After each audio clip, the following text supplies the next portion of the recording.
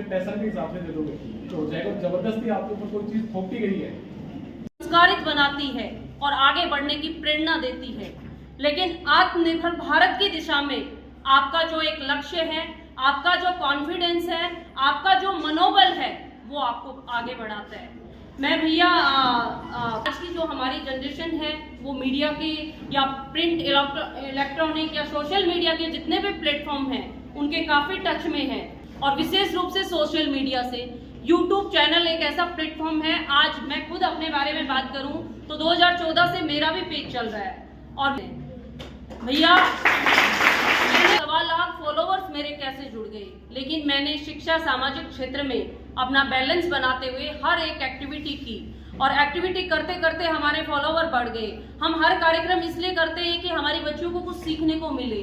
और अभी चंद्रयान 3 की जिस दिन लैंडिंग हुई उस दिन मैंने 1 मिनट का एक वीडियो डाला, और वो वीडियो मेरा वायरल हुआ। उसके 3 मिलियन व्यूज हैं, 1,90,000 लाइक हैं, और शायद 30-40 हज़ार कमेंट हैं। और इतनी बच्चियों के पास प्रतिभा है। जब मैं कॉलेज में कार्यक्रम कराती हूँ तो आपको हर प्लेटफॉर्म दिया जाता है। शिक्षा के इस मंदिर में आपको स्पोर्ट्स की सारी एक्टिविटी दी जाती है, डिबेट की दी जाती है, डे सेलिब्रेशन की दी जाती है, कल्चरल एक्टिविटी की दी जाती है। जिस बच्ची में जो प्रतिभा है आपके पास उस प्रतिभा को दिखाने का और आगे बढ़ाने का बहुत सुनहरा अवसर है। निश्चित रूप से आज आपको कुछ ना कुछ सीखने को मिला होगा।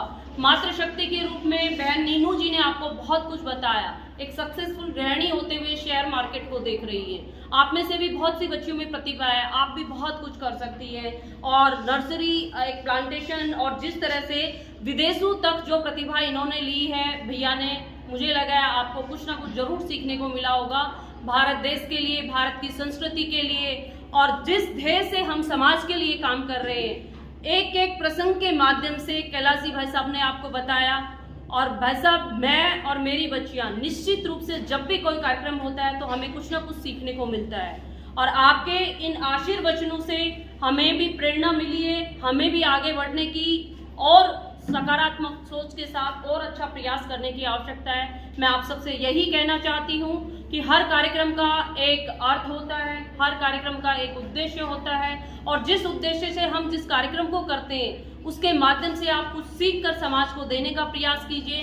अंतिम पंक्तियों में सर ने कहा है, भाई साहब ने कहा है, समाज और राष्ट्र के लिए आप क्या दे सकती हैं, आप उस योगदान के लिए चिंतन जरूर कीजिए। आप अपने परिवार के लिए, आप अपने समाज के लिए, और आप अपने राष्ट्र के लिए एक सकारात्मक सोच से जब प्रयास करेंगी निश्चित रूप से आप तीनों जगह दे पाएंगी, क्योंकि देश की आधी आबादी का हिस्सा महिलाएं हैं। और पहली पंक्ति में कहा गया कि किसी भी समाज और संस्कृति का आकलन नारी की स्थिति से आकलन लिया जाता है। समाज में जैसी नारी की स्थिति होगी वैसे ही उस समाज की संस्कृति और सभ्यता होगी।